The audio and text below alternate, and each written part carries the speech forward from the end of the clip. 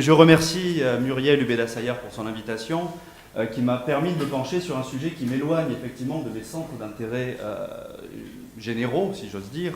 étant moi-même un représentant de deux lex specialis qui ont parfois la mauvaise habitude de rentrer en contradiction, ou en tout cas de se rencontrer, et pour vous présenter un petit peu une réflexion d'un juriste qui a un point de vue un peu extérieur. Et je remercie Mario Prost pour son rapport introductif qui permet de mettre en perspective les différentes questions que je vais aborder, mais qui va me permettre également de ne pas aborder beaucoup de questions qui ont déjà été traitées de façon fort complète. Alors, l'adage lex specialis derogat generali, effectivement, comme cela a déjà été dit,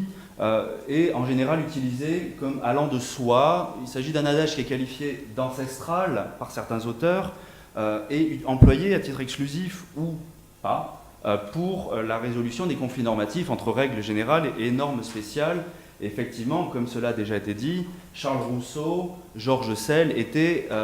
très opposés, en tout cas avec des très forts arguments, contre la mise en œuvre de cet adage. Et je reprendrai ici les mots de Georges Sell qui disait que l'adage lex specialis est une règle d'interprétation infiniment plus sujette à caution que l'adage lex posterior derogat priori. En effet, nonobstant la tradition prestigieuse attachée à la formulation latine de cet adage, alors qu'il s'agisse des différentes formulations, specialia generalibus derogant, generi per speciem derogatur, ou lex generalis non derogat speciali, on pourrait multiplier les déclinaisons, se trouve posée en premier lieu la question de son origine. En effet, tout d'abord, on chercherait en vain une référence expresse à la formule lex specialis derogat generali dans le Corpus Juris Civilis ou dans le Digeste de Justinien. Alors tout au plus retrouve-t-on, et pardonnez-moi par avance ma piètre formulation en latin, mais la formule d'Ulpien qui, je cite, indique « Lex naturae ec est, ut qui nascitur sine legitimo matrimonio, matrem sequatur, nisi lex specialis aliud inducit », ce qui signifie, traduction personnelle, que conformément à la loi de la nature, celui qui est né hors mariage est affilié à la mère, sauf si la loi spéciale n'en dispose autrement. Alors pour trouver une formulation approchante de la formule retenue pour l'adage lex specialis, il faut plutôt regarder du côté du droit canon. En effet, le 20e canon du Code canon de 1983, reprenant en le modifiant très légèrement le 22e canon du Code de 1917, indique, je cite, « Une loi universelle ne déroge en aucune manière au droit particulier ou spécial, sauf autre disposition expresse du droit. » Alors ce canon, sans rentrer trop dans les détails historiques, mais ce canon fait écho à la cause 8 de la distinction 11 du Corpus Juris Canonici, connu sous le nom de décret de Gratien du XIIe siècle, et de fait, la plus ancienne mention, en tout cas avérée, du principe lex posterior, lex specialis derogat generali, est semble-t-il due à Balde de Ubaldis, qui au XIVe siècle, en faisant ses commentaires du Digeste de Justinien, a pu indiquer lex posterior generalis non derogat legi priori speciali, où on voit ici une certaine confusion qui peut s'expliquer et qui a des conséquences, notamment du point de vue du droit canon, peut-être aurai-je l'occasion d'y revenir, entre les deux adages auxquels nous sommes habitués, avec lesquels nous sommes habitués à composer, lex posterior et lex specialis. Ainsi, on est bien en peine à l'heure d'identifier l'origine exacte de l'adage lex specialis. Pour certains, dont Grotius, l'essence de la maxime lex specialis doit être trouvée dans le traité de Cicéron, De Inventione, dans lequel il était indiqué que la loi particulière ainsi que celle qui ne parle que d'un seul cas tiennent de plus près à la cause et peuvent être plus favorables au jugement. Pour d'autres auteurs, tels Anzilotti, c'est la formule de Papinien, in toto iure generi per speciem derogatur, à laquelle je me suis déjà référé, que l'on trouve dans le Digeste de Justinien, qui constitue la première expression de cet adage. Alors je n'aurai pas forcément l'occasion de pouvoir entrer en détail sur l'appréciation de cette formulation, mais il convient toutefois de noter que dans le Digeste de Justinien, la formule in toto iure generi per speciem derogatur ne vise absolument pas à régler les questions de conflit normatif. La formule se retrouve comprise dans un ensemble de règles qui portent sur les rapports contractuels entre personnes privées et a une portée qui serait aujourd'hui plutôt celle de l'article 1134 du Code civil. Les conventions légalement formées tiennent lieu de loi à ceux qui les ont faites. Peut-être, justement, est-ce pour cela que la formule in toto iure a eu une telle importance dans la pensée d'Anzilotti. Nous aurons peut-être l'occasion d'y revenir. Alors, le caractère indéterminé de la maxime lex specialis ne remet absolument pas en cause son importance actuelle. Elle fait incontestablement partie des instruments juridiques et conceptuels essentiels lorsqu'il s'agit d'appliquer le droit international, mais comme cela a déjà été indiqué, et je pense que nous partagerons tous ce constat, l'adage lex specialis soulève pratiquement autant de problèmes qu'il permet d'en résoudre. En effet, comme nous le verrons de manière assez détaillée, si le temps me le permet, la lex specialis est de mise en œuvre plus qu'incertaine. Alors je ne reviendrai pas en détail sur tous les éléments qui ont été abordés par Mario Prost, je vais essayer d'approfondir quelques aspects, avant d'ouvrir un petit peu pour remettre un autre angle de vue sur la question de la fragmentation, parce que peut-être que l'adage lex specialis, justement, tire sa force de son indétermination, en raison de l'autorité ou de sa fonction structurelle qu'il exerce dans un ordre international qui n'est pas un simple agrégat de règles éparses dans lesquelles il convient d'organiser des rapports entre des règles qui sont en fait, au final, toutes spéciales. Alors sur le premier point, force est de constater que nous sommes loin d'un consensus sur la nature même de la règle. J'insiste ici sur l'emploi de l'usage du terme règle au sens latin de regula. Certains auteurs, comme Hervé Asensio, ont pu considérer que le principe de la lex specialis ne peut être autre chose qu'un principe général du droit. D'autres, en revanche, lui refusent jusqu'à la qualification même de principe et lui reconnaissent tout au plus une valeur de quasi-règle. Entre ces deux lectures, il existe toute une palette de qualifications différentes qui révèlent l'absence d'accord sur les conditions de mise en œuvre de l'adage, et ce d'une part, ainsi que sur la force contraignante de cet adage d'autre part. Alors, en ce qui concerne les conditions de mise en œuvre, celles-ci sont largement déterminées et il n'y a effectivement pas de consensus en ce qui concerne même le nombre de ces conditions. Alors, il ressort toutefois de la pratique, et je dirais même du sens commun, ou en tout cas de la logique juridique juriste qui résonne un petit peu de façon innée, que la première condition présidant l'utilisation de cette maxime est la présence simultanée d'une règle générale et d'une règle spéciale.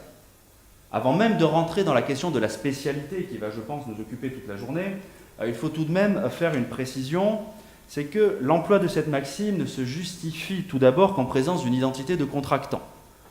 Dans ce cas, dans le cas contraire, en effet, c'est le principe de l'effet relatif des traités qui permettra d'identifier le droit applicable sans avoir à recourir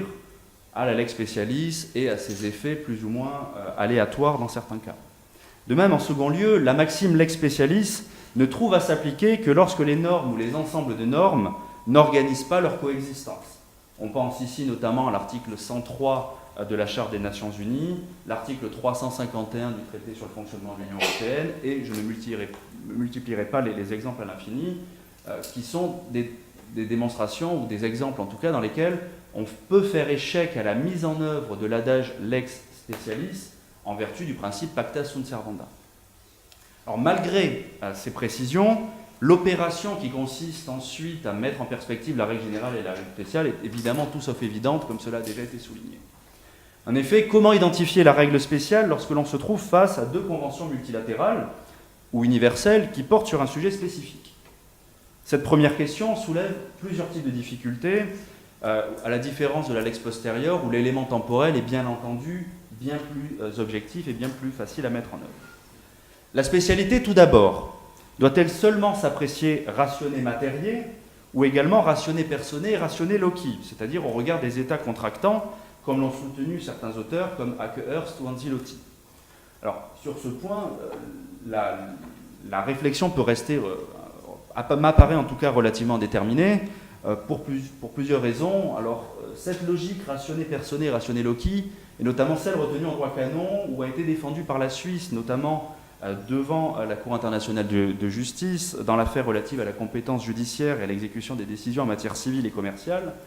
mais soulève tout de même un problème principale par rapport à ce qui a déjà été présenté dans le rapport introductif, c'est pourquoi un traité bilatéral devrait-il être forcément plus spécial qu'une convention multilatérale? Il suffit de prendre un exemple pour mettre en lumière cette contradiction. Si l'on met d'un côté les traités d'amitié qui sont par essence relativement généraux, en parallèle avec les accords de Marrakech qui bien entendu sont bien plus spécifiques dans leur essence. Et j'aurai peut-être l'occasion de revenir sur d'autres exemples. Une autre question qui reste encore indéterminée est: est-ce que la spécialité doit s'apprécier in globo, de manière holistique, au regard d'un régime juridique déterminé, droit international humanitaire, droit de l'homme par exemple, ou doit-elle plutôt être recherchée selon une démarche atomistique, article par article, norme par norme? Alors le fait qu'il soit largement admis que le principe de la lex specialis peut être utilisé au regard d'un même instrument invite à privilégier la lecture atomistique. C'est peut-être cela qui peut justement expliquer les critiques adressées notamment à l'avis consultatif de la Cour internationale de justice sur l'édification d'un mur dans le territoire palestinien occupé, dans lequel la Cour internationale de justice s'était livrée une approche peut-être englobante par rapport au régime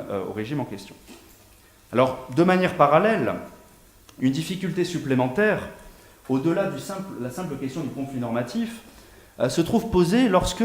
les divers instruments internationaux en présence établissent chacun un organe de règlement des différends. Alors ici, je me réjouis que le parallèle ait déjà été fait avec le droit international privé, parce que la question est similaire, parce que de la même manière que l'on sait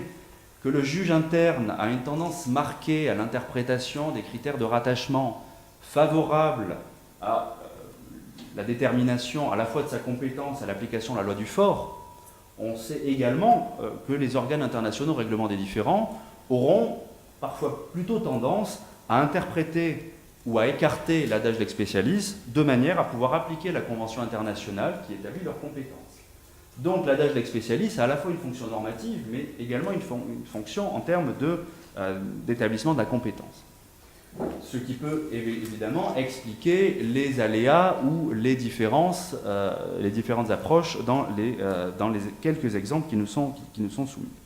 Alors de manière plus générale, il apparaît bien entendu que l'appréciation de la spécialité ou de la généralité ne peut être que contextuelle et casuistique, car très peu, pour ne pas dire aucune règle n'est générale ou n'est spéciale de manière absolue, et que la spécialité n'est pas intrinsèque. La spécialité n'est que relative, et l'interprète fera plus ou moins directement prévaloir l'intention des parties. Et je renvoie ici aux propos préliminaires qui ont pu être faits quant aux différentes fonctions volontaristes, utilitaristes de l'adage lex specialis. Enfin, vu que le temps vient à me manquer, un troisième point sur les conditions relatives à une opposition, ou en tout cas une discussion au plan international quant à la nécessité ou non d'avoir un conflit. Pour certains auteurs, la condition de conflit normatif avéré est consubstantielle à la mise en œuvre de l'adage lex specialis, en raison même de l'emploi du terme ou du vocable déroge. Pour d'autres, dont Martí Kosciuszko, comme cela a été précisé, considèrent que la question du conflit n'est que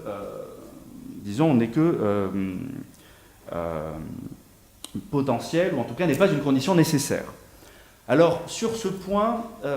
il est évident que les différents organes de règlement des différends ont des approches très diversifiées. Les panels de l'OMC ainsi sur la question du conflit.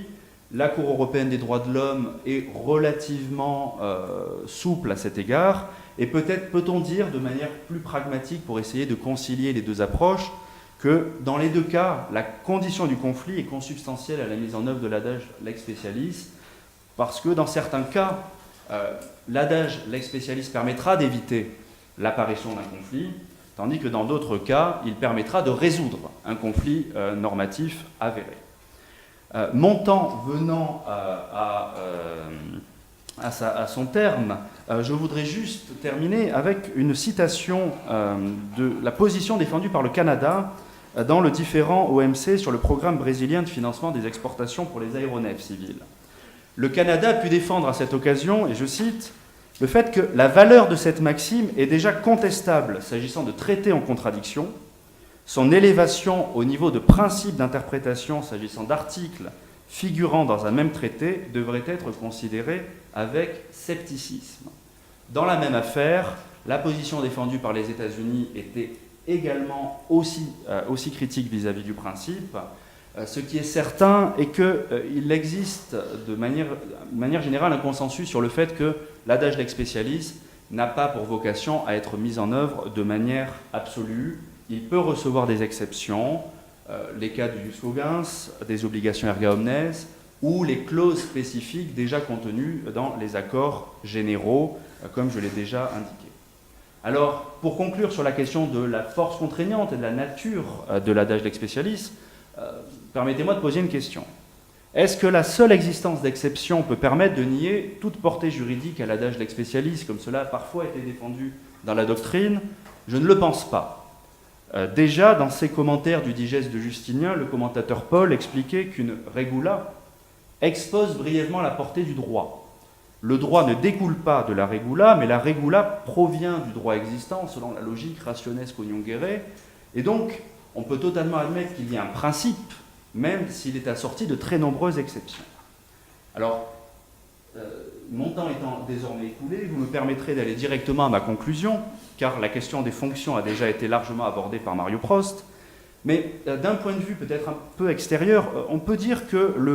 la question de l'adage lex specialis est passée dans le vocabulaire juridique courant par l'entremise du droit privé et pour le droit international par l'entremise du droit international privé, mais également, de manière assez surprenante de prime abord, par le droit canon. L'on est bien en peine à l'heure d'identifier les origines de la maxime comme ses conditions d'application. En revanche, son utilisation fréquente s'explique par les importantes fonctions qu'il assure. Ce qui cause la perplexité du juriste, rassuré par les catégorisations et les critères, constitue, à mon avis, de manière paradoxale, la force de l'adage lex specialis, car il constitue un principe avec une fonction structurelle qui permet d'organiser les rapports de normes entre les règles générales ou les règles spéciales, mais également un principe axiomatique, en ce qu'il insiste sur l'importance de la volonté des États, sans pour autant sacrifier le développement des règles générales. Il s'agit peut-être d'un de ces seuls principes qui, grâce à son indétermination, fait l'objet d'un certain consensus. Alors, souffle inspirateur structurant pour résoudre les incompatibilités entre normes contradictoires, émanation d'un certain inconscient collectif au sens jungien chez le juriste,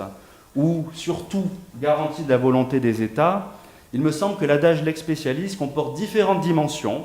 comme cela a déjà été présenté, qui rendent peut-être vaine toute tentative de systématisation. Et sur ce, je vous remercie pour votre attention.